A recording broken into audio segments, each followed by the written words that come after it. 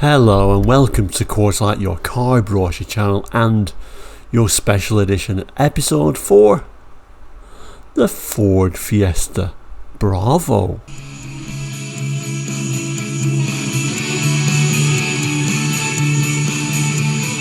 Hello and welcome back to Course Like. If you're new to Course Like, we're a car brochure channel here on YouTube, looking at car brochures from around the world for the 60s, 70s, 80s and 90s and sometimes beyond that as well. So if you're interested in cars, car facts, car knowledge, looking back at cars gone by, and of course car brochures, please consider subscribing. It is completely free. Anyway, this episode was first shown on a Saturday. We call those shows the Saturday special episodes of Course Like because we look at a special edition of various different makes and model of car each week. And yes, I know we've missed a few episodes, but it is now back with the Ford Fiesta Bravo. So let's take a look at that one now. So here it is, quite a nice little brochure at a time when these special edition brochures were only quite tiny little affairs. And like a lot of the special editions that Ford did at this time, late 70s, early 80s, they like to do these two-tone. You saw them on things like the Capri, you saw them on things like the Escort, I even saw them on things like a Granada, for goodness sake, and a Cortina in fact. So they really like doing these two-tone colours at this scheme and at this time, and I think this scheme actually looks really nice. A couple of different colour choices for this Bravo model, but we'll have a look at that in a moment. You can see there at the top, this special edition is to celebrate the 2 millionth car produced, and these were released in June 81, so it also gives you a nice idea of how many Fiestas were sold at this time. It was straight away a really good selling car. I always liked the Mark 1, I don't know why, because you could argue the Mark 2 certainly produced more options and wasn't that much of a change. You always kind of like associate the Mark 2 with things like an XR2. These were much more sedate affair, but I really like them, and this is actually a really nice special edition. Yeah, it's only based on the L, but what they did with it I think was worth the money. I can certainly understand why people bought these. Apparently around about 3,000 of them were produced, and looking on the internet, sounds like only less than 20 of them are still around today. But yeah, a really nice special edition. Like I say, only based on an L, but I think with that two-tone paintwork and a little bit of the bright work that they added on there, I think it made a rather nice special edition at a reasonable price, and we'll certainly look at the price at the end. Now, the Fiesta Mark 1 was produced from 76 till 1983, so a lot of special editions from Ford around this time were like run-out models, but we've certainly got a bit of time left in the Mark 1 Fiesta, so we can't really call this a run-out model. Like I say, it's to celebrate that 2 millionth Fiesta. Let's just zoom in a little bit, and when we zoom in we can see sort of like that tape stripe treatment, the Bravo badge. I do believe later on there's a Bravo 2 as well, but of course Fiesta, Ford loved doing that, didn't they? They came up with a special edition name and just put 2 at the end of it, but this is the original one, and you can see such things like that, a little bit of a beauty wing on the wheels, which kind of like really lifts it. A lot of Mark 1 Fiestas as well, you saw lots of black bumpers, black door mirrors, and well, this has got nice shiny bumpers, nice shiny door mirrors, which I think actually really suits the Mark 1. If we look in there, it's like we've even got head restraints in there. How very posh. And yeah, like I say, I did like the styling of the Mark 1 Fiesta anyway. Anyway, we kind of like can see a few of those little extras they threw on the Mark 1, but of course when we open the brochure up, we'll see those extras and it'll tell us about it, and it'll tell us the colour choices what we could choose. So let's turn over now. So this brochure, like a lot of the brochures, special edition brochures for Ford at this time, kind of lifts up rather nicely. So let's have a look inside.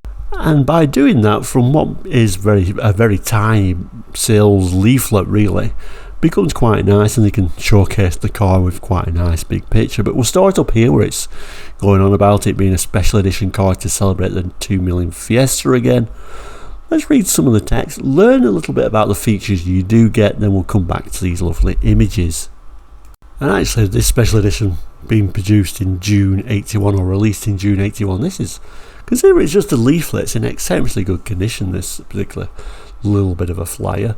It tells us appearances are deceptive with the Fiesta Bravo. It looks a very expensive little number. In fact, it's remarkably reasonable. What Ford's special project engineers have done is take the good looking, lively performing Fiesta L and added some eye-catching finishing touches to this model at a very little extra cost to you. To start with, you have a choice of smart two-tone colour schemes for the body, either graphite grey metallic and strator silver with grey trim and a red stripe, or cobalt blue metallic and strator silver blue trim and dark red stripes. Obviously the colour shown is the latter, that cobalt blue. Then, to highlight such handsome colour combinations, the Fiesta Bravo has some bright finished door handles, locks and mirror. To complete the picture outside, there are wheel trim rings, glass sunroof, tinted glass and gradient band windscreen, halogen headlamps and the Bravo decal on the tailgate and on the sides, just so people can put a name to a distinctive car you choose to drive. Inside, there's more to come. You have a choice of either light grey or light blue York fabric according to body colour, a GL type soft feel instrument panel, a 4-spoke steering wheel, an S-type sports gear shift and a cigar lighter. So yes, I mean, yeah, we get little bits from the parts bin from various different specs, but that's what you get with a special edition. But overall it makes for quite a nice little special edition, I think. Going on, it tells us the front passenger gets a vanity mirror and front and rear passengers have a grab handle. 1100 or 1300 engines are available. So you see, the Fiesta Bravo does you well in looks and performance, and you do well from its low running costs and low price. And then finally, test drive one. Its good looks are bound to make you feel good, and kind of like, they're well written, aren't they? Because all of a sudden you really do want to go out there and test drive one of these Fiestas, and then obviously when you go out and test drive one, well, sales guy is going to do his job and sell you one, isn't it? And then when we look on the inside, it's quite a pleasant little interior considering it's only based on an L. There are the head restraints, little nicer steering wheel, nicer dashboard. Overall, a pretty good little special edition. Try to zoom in a bit to show you that 4-spoke steering wheel, but it is at a funny angle. You can see again, this is another one in cobalt blue. Shame they didn't show both colours, but there we go. I think this would have been my choice anyway. I think I would have gone for the cobalt blue, and I do like the blue interior. I think it does match rather nicely. I do think overall the design really suits being a two-tone. I do like that red stripe down there as well. Some special editions do look like they're just bits from the parts bin, but overall I think this makes quite a pleasant little model. Now it does tell you that there was 2 colours available, the graphite grey metallic and strator silver with grey trim and a red stripe. This however is the cobalt blue metallic, strator silver lower, blue trim and dark red stripe. So yeah, I do like the looks of it overall. And like I say, I like the bright work on there as well. I think it suits it. Anyway, let's have a look at the back, and we can, see what sort of price this particular special edition would have been in 1981.